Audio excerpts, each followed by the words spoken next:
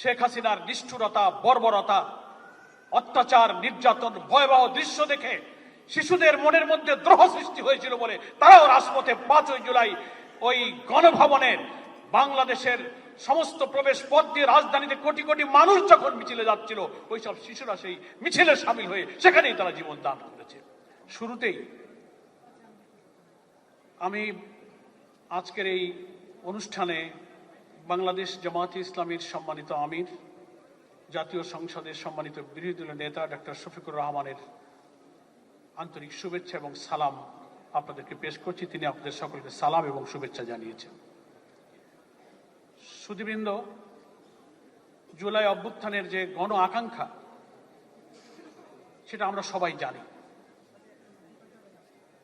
সর্বকনিষ্ঠ শহীদ জাবের ইব্রাহিম বলুন, আনাস বলুন, মেহেদি হাসান বলুন, আর ওদিকে মুগ্ধ আবু সাইদ বলুন, সহস্রাধিক জীবন, 20-30 হাজার মানুষের ক্ষত বিক্ষত, রক্তাক্ত, অস্ত্রসিক্ত মানুষের এখনো যে কান্না, এক একজনের শরীরে শত শত বুলেট স্পিনটার নিয়ে তাদের ঘুম হয় না, রাতে যে কান্নাকাটি করে, এসব মানুষের আকাঙ্ক্ষা কিন্তু মন্ত্রী হওয়া, এমপি হওয়া, দুনিয়ার কোন সুযোগ সুবিধা, রাষ্ট্রীয় প্রিভিলেজ নেওয়া, এজন্য তারা রাজপথে কিন্তু জীবনবাজি করে নামে নাই।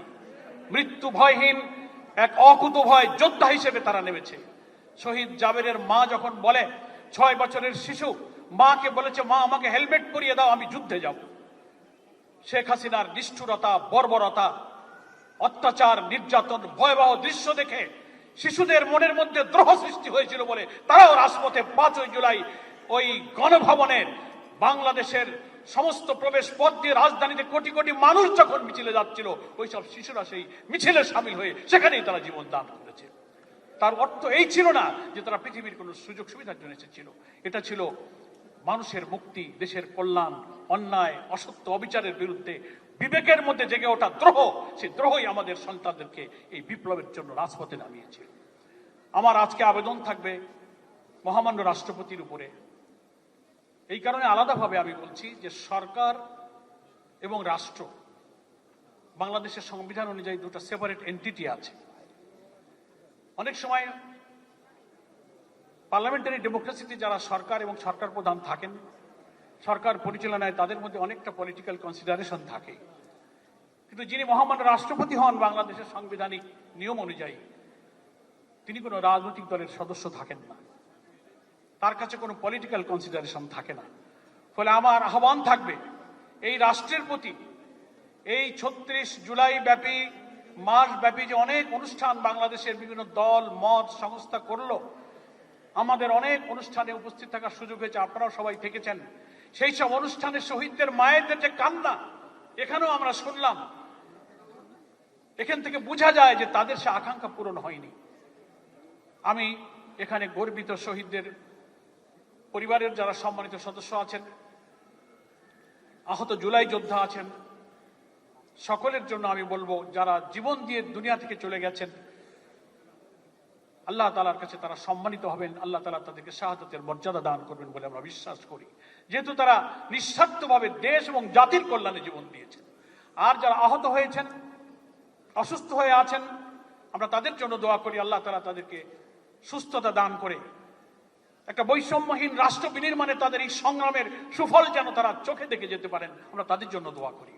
কিন্তু মহামান্য রাষ্ট্রপতির কাছে আমার আবেদন থাকবে, মাস ব্যাপী জুলাই যোদ্ধার শহীদ পরিবারের যে কান্না, সব আহতদের সমান তালিকায় আনা হয়নি, সুযোগ সুবিধা পাচ্ছে না, অনেকে তালিভুক্ত হননি, অনেকের চিকিৎসা হচ্ছে না।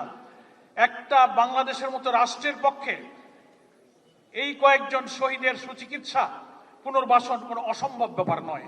আমার প্রথম শহীদ পরিবারের কণ্ঠের সাথে কণ্ঠ মিলিয়ে আবেদন থাকবে, এই বিষয়টা আপনি স্পেশালি সরকারকে নির্দেশ দেবেন যে কোন একজন শহীদের পরিবার যেন বলতে না পারে যে আমার আফসোস আছে, এই আফসোস আপনি রাষ্ট্রের পক্ষ থেকে পূরণ করবেন।